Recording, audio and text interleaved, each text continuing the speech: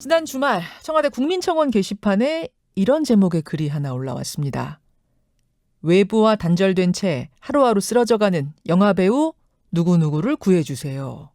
이런 글이었습니다. 내용인즉슨 프랑스에서 거주하는 이 여배우는 알츠하이머와 당뇨를 앓고 있지만 남편과 딸이 방치하는 바람에 프랑스에서 홀로 감옥 같은 투병 생활을 하고 있다. 이런 주장이었습니다. 특히 남편은 아내를 안 본 지 2년이 됐는데 자신은 병간호를 더 못하겠다면서 형제들에게 치료를 맡기고 떠맡기더니 2년 전에 갑자기 딸을 데리고 나타나서 자고 있던 아내를 강제로 납치해 가다시피 끌고 갔다. 이렇게 주장을 합니다. 본문에서는 실명이 지워져 있었지만 누가 봐도 이 글의 주인공은 60, 70년대를 풍미한 배우 윤정희 씨를 의미하는 거였습니다. 이 글은 순식간에 퍼져나갔고요. 많은 이들을 놀라게 했는데요.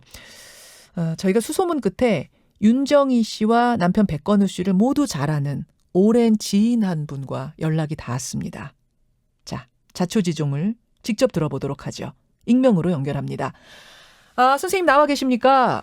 네네. 예, 윤정희 백건우 씨 부부와 아주 가까운 사이시다 이렇게 저희가 알고 있는데 어느 정도나 오래 알고 지내셨어요?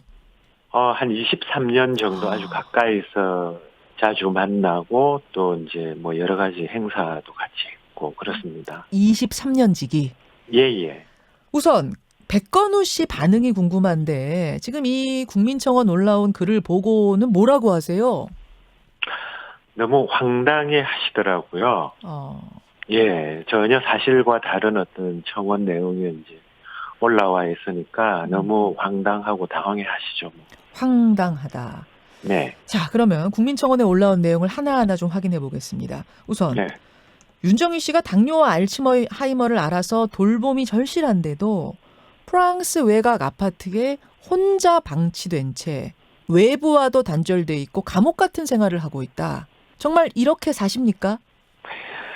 그건 제가 백건우 선생님한테 듣고 또 받은 어떤 자료와는 전혀 다른 사실이 아니죠. 그게 너무 거짓말인 게 예.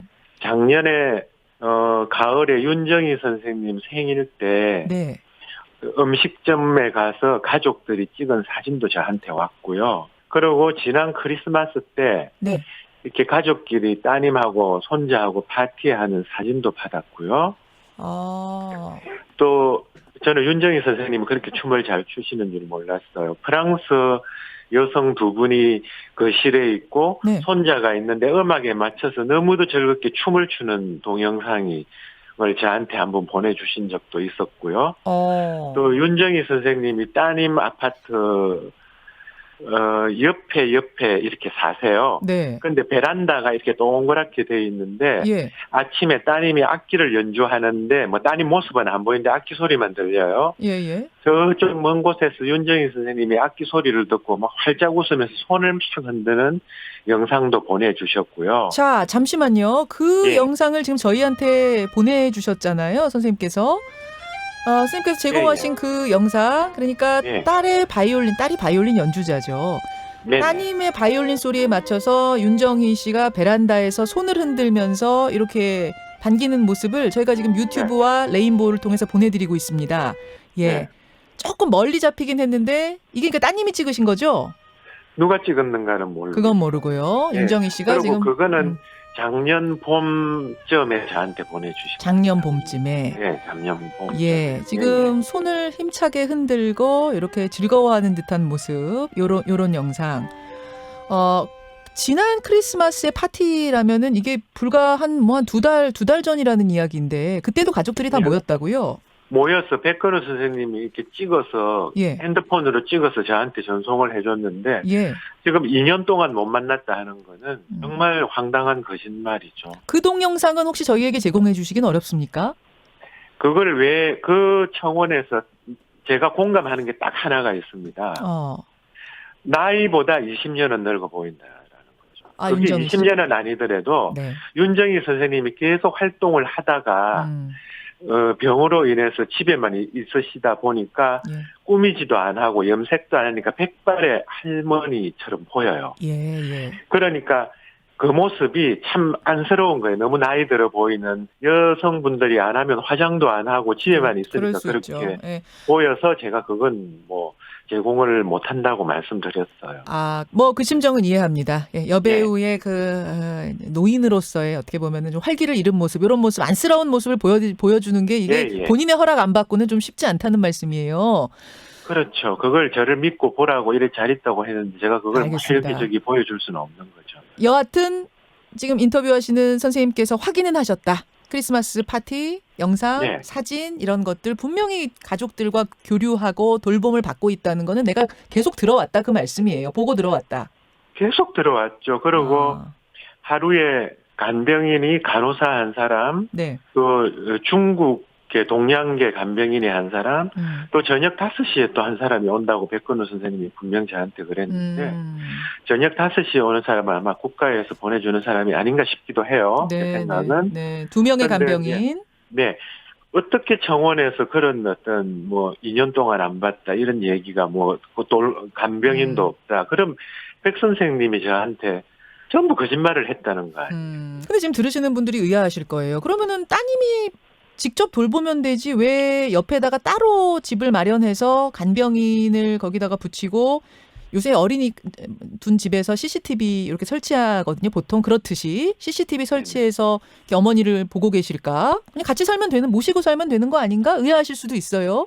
네, 근데요. 저는 그렇게 생각해요. 그 우리나라에서도 치매 환자를 집에서 돌보는 사람이 참 드물고 또 그 따님이 이게 일을 하고 있고 백 선생님은 해외 연주를 계속 다니시잖아요. 그래서 이유는 모르겠으나 백건우 선생님이 우리 딸이 엄마를 모시기로 해가지고 딸 옆에 아파트를 하나 샀다. 그러면서 산 아파트 정원에 꽃이 피고 이렇게 좋고 경관이 좋고 주변이 이렇다고 꽃이 피는 그런 걸 보여서 찍어서 보내주셨어요. 그래서 이제 전 세계 연주를 다녀야 되고 연습도 해야 되고 하니까 우리 집에 있는 거는 참 불가능하고 그리고 하여튼 그래서 따님 집 옆으로 집을 얻어서 딸도 일을 하니까 일단 간병인을 붙여서 어머니를 돌보고 딸이 수시로 왔다 갔다 하고 있다 그 말씀이신 거예요. 네, CCTV까지 설치해놓고 CCTV. 왔다 갔다. 예, 그렇죠. 맞벌이하는 부부들이 아이 돌볼 때 왜 CCTV 설치해서 계속 보고 있듯이 그렇게 돌보고 있단 말인 거군요. 예. 그렇다면 누가 굳이 왜 이런 글을 올렸는가 그게 이해가 잘 안 가서요. 네, 뭐 근데 그건 어떤 가족끼리의 미묘한 민감한 어떤 뭐 일 아니겠습니까? 뭐 갈등이 있었겠죠. 그것까지는 백건우 선생님이 저한테 말씀은 잘 안 하셨는데 제가 짐작하기로는 그 프랑스로 2019년 5월 1일 날 가기 전에 그 2019년 겨울에 1월에 이제 윤정희 선생님 어머님이 거의 뭐 100살 가까이 돼서 돌아가신 걸로 알고 있습니다. 그 장례식장에 제가 가 있는데 윤정희 선생님이 프랑스에서 오셨거든요. 오셔서 한 2-3달을 그 이제 윤정희 선생님 그 아파트에 윤정희 선생님이 있으면서 백건우 선생님이 윤정희 선생님이 한국에서 이제 요양을 했으면 좋겠다라고 해서 그런 어떤 요양병원을 많이 알아보시고 하셨어요. 하셨는데 갑자기 이제 그 청원 내용을 보면 납치하다시피 갑자기 데리고 갔다, 모시고 갔다라고 해놨잖아요. 그때 뭔가 형제간들하고 불화가 있지 않았나. 그래서 이게 한국에 이제 있으면 안 되겠다 하고 가시지 않나. 그건 제 짐작이지 뭐. 그 과정에서 갈등이 있지 않았는가 예상이 되고 또 하나는 정년 후견인을 누구로 지정할까를 놓고 이미 법정 다툼을 벌인 적이 있더라고요. 이 형제간과 윤정희 씨 형제간과 백건우 씨가.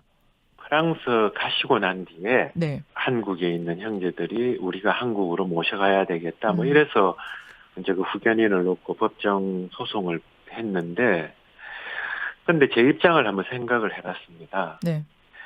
만약에 내 어머니가 내 아내가 아픈데 자식이 있고 다 있는데 이모나 외삼촌 아니면 처남이나 처제가 와서 데려가겠다고 후견인을 우리가 하겠다고 하면 김현정 앵커님도 그런 경우가라고 생각하시면 얼마나 황당하겠습니까? 결국 이 법정 소송에서는 남편과 딸이 돌보는 게 맞다. 성년 후견인으로서 남편과 딸이 맞다라고 법원이 결론을 내렸어요. 그래서 이제 당연한 거죠. 그래요. 네.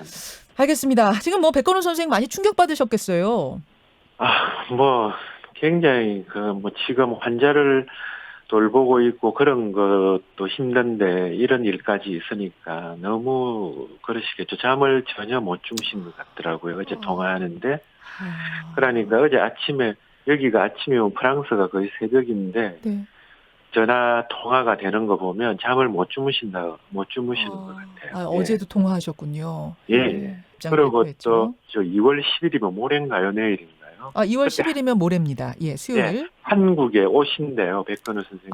수요일 날. 네.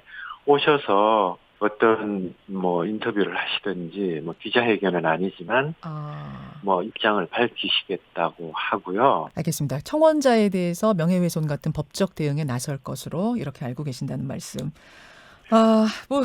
윤정희 씨의 큰 팬으로 제가 또 알고 있는데 참 팬으로서 마음 너무 아프시겠어요. 우리나라 한국 영화 백년사에서 여우주연상을 29번 받았던 여배우는 이전에도 없었고 앞으로도 영원히 없을 거거든요. 네. 그런 어떤 전설적인 여배우의 명예가 이런 일로 좀 무너지는 일이 없었으면 하는 간절한 바람이죠. 그래요. 예. 오늘 어려운 시간 내주셔서 감사드리고요. 저희가 오늘은 그 청원 게시글 반박하는 입장을 지인을 통해서 윤정희, 백건우 양쪽을 다 잘 알고 있는 오랜 지인을 통해서 들어봤는데 언제라도 반론권은 보장이 돼 있습니다. 그 청원을 올린 분 쪽에서도 혹시 인터뷰를 요청하신다면 언제라도 반론권 보장한다는 말씀을 드리면서 여기서 인사를 나누죠. 선생님 고맙습니다. 네, 수고하셨습니다. 예, 윤정희, 백건우 두 부부의 오랜 지인 최측근의 이야기 들어봤습니다. 김현정의 뉴스쇼는 청취자 여러분의 참여로 이루어집니다. 트위터, 페이스북, 레인보우 게시판, 그리고 단문 50원, 장문 100원의 유료 문자 샵 1212, 우물정 1212 통해 참여하실 수 있습니다. 김현정의 뉴스쇼, 여러분과 함께 만듭니다.